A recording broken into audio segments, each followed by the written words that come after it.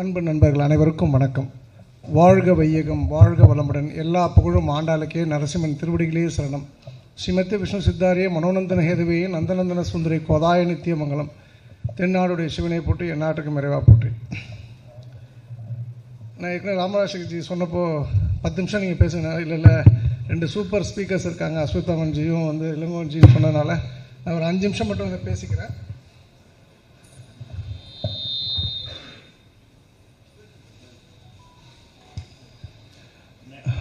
Okay. முதல் விஷயம், இப்போ எனக்கு 55 வயசு ஆகுது. சங்க தொடர்பு என்பது வந்து ஒரு 12-13 வருடங்களாக, 13 வருடங்களுக்கு முன் வரைக்கும் நான் என்ன கருத்து கொண்டிருந்தேன் அப்படின்னு சொன்னால், பிரிட்டிஷர்ஸே நம்மளை ஆண்டு கொண்டு இருந்திருக்கலாமே, இன்னும் நிறைய திட்டங்கள் வந்திருக்கும், நிறைய விஷயங்கள் பண்ணியிருப்பாங்க அப்படின்னு நினச்சிட்டு இருந்தேன். அப்போ தான் வந்து ஒரு ஒரு ஒரு முக்கியமான ஒரு பைடெக்கில் உட்காந்துருக்கும்போது ஒரு தெளிவு கிடைத்தது. நீங்கள் அதில் முதல் விஷயம் என்னென்னா, நம்ம நாட்டில் நம்ம சிஸ்டத்துக்கும் ஒரு மைனாரிட்டி அந்த மிஷனரி சிஸ்டத்துக்கும் உள்ள பெரிய டிஃப்ரென்ஸ் வந்து, நம்முடைய இந்து மதம் என்பது தர்மம் சார்ந்தது, மிஷனரியோடது தர்மம் சார்ந்தது அல்ல. ஒன்று. ரெண்டாவது, இப்போ நம்ம தர்மம் சார்ந்த சிந்தனையை உடைக்கணும்னு சொல்லும்போது அவங்க ஒரு செயற்கையான பஞ்சத்தை உருவாக்குறாங்க. பஞ்சம் உருவாக்கியாச்சு, அடுத்து என்னன்னும் போது சாப்பாடுக்கு வழி இல்லை அப்படின்னும் போது அதில் ஒரு செட் ஆஃப் பீப்புளை வெளிநாடுக்கு அனுப்புகிறாங்க வேலைக்காக. இலங்கை, மலேசியா, சிங்கப்பூர் அப்படின்னு சொல்லிட்டு வெவ்வேறு இடங்களுக்கு அனுப்புகிறாங்க. அங்கே இருக்கவங்களுக்கு வந்து அகைன் வந்து சம்பளம் கொடுத்து மதம் மாற்றம் என்ற ஒரு விஷயம் நடக்கின்றது. இங்கே இருக்கவங்களுக்கு என்ன அப்படின்னு கேட்கும்போது, இங்கே தான் சாப்பாடுக்கு வழி இல்லைன்னும் போது பணம் கொடுத்து, விதை கொடுத்து, நெல் கொடுத்து மதம் மாற்றன்ற ஒரு விஷயத்தை ரொம்ப கிளவராக எடுத்துகிட்டு போயிருக்காங்க. ரெண்டாவது விஷயம், நான் நினச்சிருந்தேன் இந்த பக்கிங்ஹாம் கெனால் வந்து மிகப்பெரிய சாதனை, பிரிட்டிஷர்ஸோட சாதனைன்னு சொல்லிட்டு. அது ஆக்சுவலாக வந்து நமக்காக பண்ணப்பட்ட விஷயம் இல்லை. ஏதோ அந்த கடலூர்லேருந்து ஸ்ரீஹரிகோட்டை வரைக்கும் அந்த கெனால் உண்டு.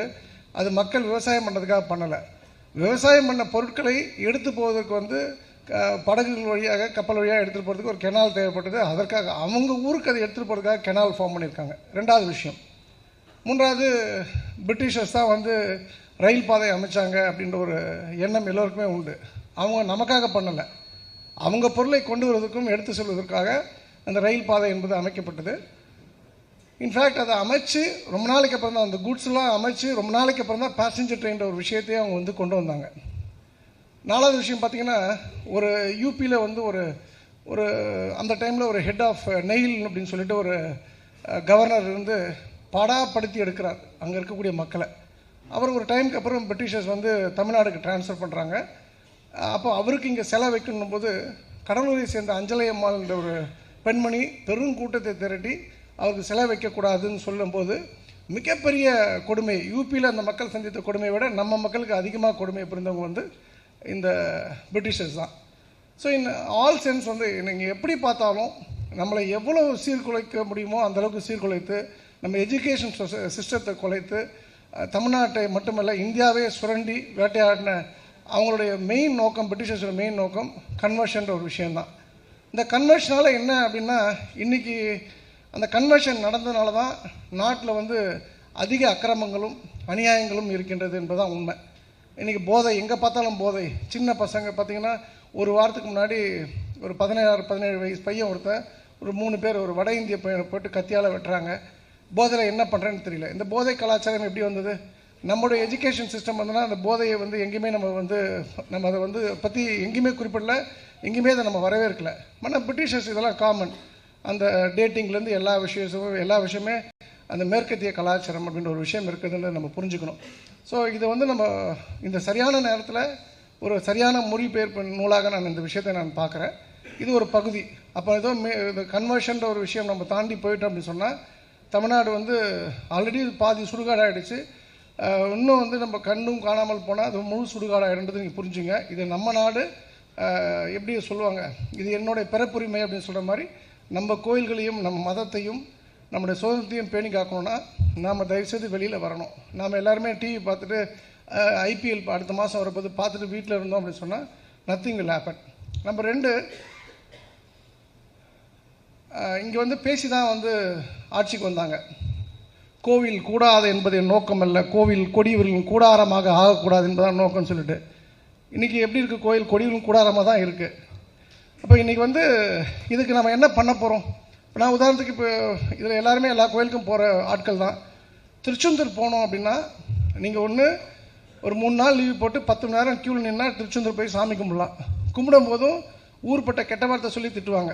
நீங்கள் ஃப்ரீயாக போய் தரிசனம் பண்ணிங்கன்னா நோக்கம் உள்ளே வரக்கூடாது. இல்லை நான் சாமி கும்பிடணுன்னா ஒரு ஆளுக்கு 3000 இந்த 5000 வச்சுக்கலாம். அந்த அங்கே கொடுத்தா தான் அங்கே இருக்கக்கூடிய ஈவோக்கு அந்த பணம் கொடுத்தா தான் நீங்கள் குயிக்காக தரிசனம் பண்ணலாம். பழனிக்கெலாம் வந்து ஒரு ஆள் ஏறி இறங்குனா 5000 வேணும். ரோப்பில் போய் ஏறி இறங்குனா எல்லா பெரிய கோயிலும் திருவண்ணாமலை பக்கமே போக முடியாது. இப்போ எதுக்காக இதை பண்ணுறாங்க? 2 விஷயம். இந்த இவங்க தவறான ஆட்கள்கிட்ட அந்த கோவில் இருக்கிறதுனால நம்ம மக்களுக்கு வெறுப்பேற்றி நெக்ஸ்ட் டைம் என்ன பண்ணுவாங்க, நீங்கள் யாராவது அந்த இன்டர்வியூஸ்லாம் பார்த்தீங்கன்னா, இப்போ இனிமேல் நான் திருச்செந்தூருக்கே வரமாட்டேன், பழனிக்கே வரமாட்டேன், கூட்டம் சொல்ல முடியல, இங்கே போய் சாமி நிம்மதியாக கும்பிட முடியல, நான் வீட்டிலேருந்தே பகவானை பார்த்துக்கிறேன்.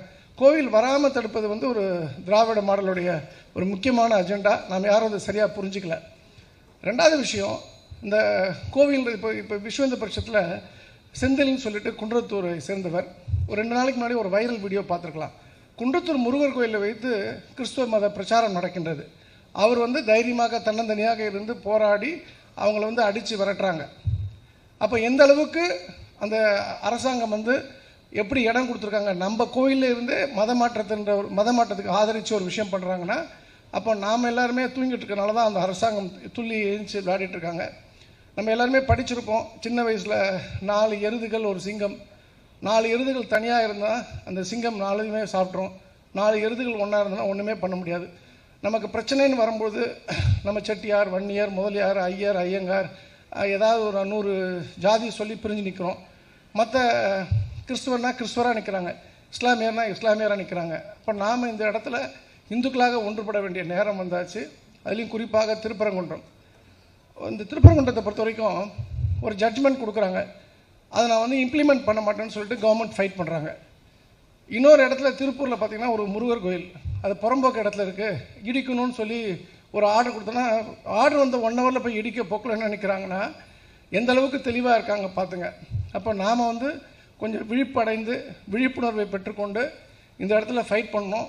அதுக்கு நம்ம பண்ண வேண்டிய ஒரே விஷயம், நாங்கள் எல்லாருக்குமே எதிர்பார்க்குறது என்னென்னா, திருப்பரங்குன்றம் என்ற ஒரு விஷயம் ஏதோ வந்து ஒரு ஆர்எஸ்எஸோ ஒரு பிஜேபியோடைய விஷயம் கிடையாது. அது நம்முடைய உரிமை. அந்த கோயிலில் தீபம் ஏற்றணுன்றது வந்து காலகாலமாக இருந்த விஷயம், நடுவில் இல்லை. இப்போ நம்ம அந்த உரிமை பெறப்படுகின்றது. கோர்ட்டுக்கு கொடுத்துட்டாங்க டைரக்ஷன்னா கூட.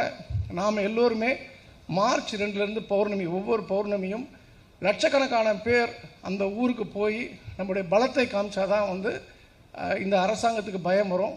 பயம் வந்து ஹெச்ஆர்என்சின்ற ஒரு விஷயத்தில் அவங்க பண்ணக்கூடிய அநியாயங்களும் அட்டூழியங்களும் வந்து கொஞ்சம் நஞ்சம் அல்ல. அந்த பயம் வந்தால்தான் அந்த அட்டூழியங்கள் குறையும், அடியோடு கம்மி பண்ணணும். ஏன்னா எல்லாருமே ஒரு 2 days பேக் கூட திரு எடப்பாடி பழனிசாமி அவர்கள் வந்து கவர்னர்கிட்ட போய் ஒரு மனு கொடுக்குறாரு. இது மாதிரி இவ்வளோ ஊழல் பண்ணியிருக்காங்க, 4 லட்சம் கோடின்ட்டு. ஹெச்ஆர்என்சி ஊழல் 1000 கோடின்னு போட்டிருக்காங்க. நான் உங்களுக்கு ஒரு கதை சொல்கிறேன். இந்த தமிழ்நாடு அரசாங்கத்தில் அதிகம் ஊழல் அப்படின்னு சொன்னால் அது ஹெச்ஆர்என்சி டிபார்ட்மெண்ட் தான். எனக்கு தெரிஞ்ச விஜயலட்சுமி ஒரு டெப்டி கமிஷனர் இருக்காங்க கோயம்புத்தூரில். ஒரு மாதத்துக்கு 2 கோடி ரூபாய் ஒரு சின்ன கோயிலேருந்து பணம் எடுப்பாங்க. 116 வகையான திருட்டு வந்து அந்த அம்மா பண்ணுறாங்க. ஒரு சாதாரண deputy commissioner, AC, EO, joint commissioner, யோசிச்சு பாருங்கள். இப்போ நீங்கள் வந்து எவ்வளோ இடங்களில் வந்து கும்பாபிஷேகம் பண்ணுறாங்க. கும்பாபிஷேகம் கவர்மெண்ட் காசு வந்து ஏதாவது ₹1 கொடுப்பாங்களா? 10 கோடி, 20 கோடி, 30 கோடின்னு கலெக்ட் பண்ணுவாங்க. எதுக்கும் கணக்கு கிடையாது, எதுக்கும் பில் கிடையாது. எனக்கு தெரிஞ்ச வரைக்கும் கிட்டத்தட்ட 1 லட்சம் கோடிக்கு மேலே ஊழல் நடந்த ஒரு டிபார்ட்மெண்ட் சொன்னால் ஹெச்ஆர்என்சி தான். ஸோ நாம் எல்லோருமே வந்து நம்மளை வந்து நமக்கு பிரச்சனை வரும்போது நாம் வந்து என்ன பண்ணுறோம், பக்கத்து வீட்டுக்கார என் பொண்டாட்டி, இப்போ என்னோடய மனைவியை யாரோ திட்டுறாங்க, நான் உடனே என் மனைவியை கைப்பிடிச்சி எடுத்துட்டியா, உனக்கு தைரியம் இருக்கா, பக்கத்து வீட்டுக்கார மனைவியை கைப்பிடிச்சி எடுப்பான்னு கேட்குற மாதிரி தான் நம்மலாம் உட்காந்துட்ருக்கோம். நம்ம மனைவியை கைப்பிடிச்சிருக்கான், நம்ம கோயிலில் கை வச்சுருக்கான், மிரட்டணும், ஓட விடணும், உதைக்கணும் அப்படின்ற ஒரு உணர்வோடு நம்ம கலைஞ்சு போனோம். வந்தோம், ஒரு புக் ரிலீஸ் பார்த்தோம், 4 நல்ல விஷயங்கள் தத்துவங்களை கேட்டோம். இல்லாமல் நாம் அனைவருமே ஒரு சிங்கங்களாக, இளம் சிங்கங்களாக விவேகானந்தர் எதிர்பார்த்த, இப்போ நமக்கு 60 வயசாக இருக்கலாம், 50 வயசாக இருக்கலாம், 70 வயசாக இருக்கலாம், ஆனால் ஒரு ஒரு டாப் கிளாஸ் க்ரௌடாக நம்ம வெளியில் போய் நம்ம எல்லாருமே 100 பேர் 1000 பேரோட திருப்பரங்குன்றத்தில் ஒவ்வொரு பௌர்ணமிக்கும் உட்காரும்போது தான் இந்த அரசாங்கம் பயப்படும். ஏன்னா இவங்க என்ன மூடில் இருக்காங்கன்னா, இந்த எல்லா பிரச்சனைக்குமே, இந்த கன்வர்ஷன், கோயிலில் கொள்ளடிக்கிற எல்லா விஷயமே நாம் யாருமே ஒத்துமையாக இல்லை. நம்முடைய ஒத்துமையை காமிக்கக்கூடிய நேரம் வந்துருச்சு. இப்போ இல்லைன்னா எப்போவும் கிடையாது. ஸோ நம்ம கோயில் நம்ம கைக்கு வரணும்னா இந்த இடத்துல நம்ம எல்லாருமே செயல்படணும். இது என்னுடைய தாழ்மையான வேண்டுகோள். இந்த அரிய வாய்ப்பு கொடுத்த திருச்செந்தூர் பணிமுக தாய் ஆண்டாளுக்கு நரசிம்மன் மனமார்ந்த நன்றி. ஆடி ஆடி அகம் கரைந்து இசை பாடி பாடி கண்ணீர் மல்கி எங்கும் நாடி நாடி நரசிங்கா என்று வாடி வாடும் இவ்வானதிலே எல்லா புகழும் ஆண்டாளுக்கே. நரசிம்மன் திருவடிகளே சரணம். நன்றி, வணக்கம். சர்வம் கிருஷ்ணார்ப்பணம். ஸ்ரீராம் ஜெயம் ஸ்ரீராம். நாம் அனைவரும் ஆவலாக எதிர்நோக்கி இருக்கும் விஜயபாரத பதிப்பகத்தின் வெளியீடான சர்வ மதங்களுக்கு இடையே உரையாடல் நிதர்சனம் என்ன என்ற புத்தகத்தை வெளியிட விஸ்வ ஹிந்து பரிஷத்தின் மாநில தலைவர், மிகச்சிறந்த வாஸ்து நிபுணர், ஆண்டாள் பக்தர்கள் பேரவை நிறுவனர் திரு ஆண்டாள் சொக்கலிங்கம் அவரை அன்போடு அழைக்கிறோம். இந்த புத்தகத்தின் முதல் பிரதியை பெற்றுக்கொள்வதற்கு திரு இளங்கோ அவர்கள், திரு அஸ்வத்தாமன் அவர்களை அன்போடு அழைக்கிறோம்.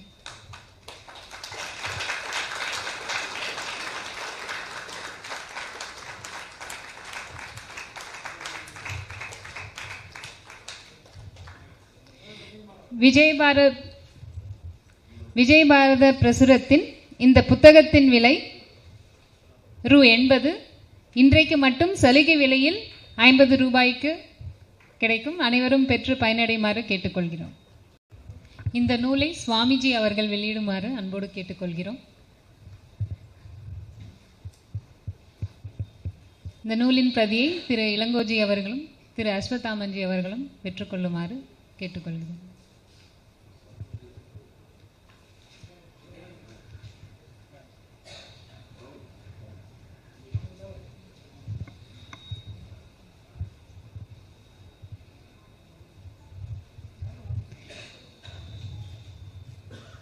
விஜயபாரத பிரசுரமான இந்த புத்தகத்தின் விலை ரூபாய் 150. இன்று மட்டும் சலுகை விலையாக ரூபாய் 100க்கு இங்கு கிடைக்கும். அனைத்து அன்பர்களும் வாங்கி பயன்பெறுமாறு கேட்டுக்கொள்கிறோம்.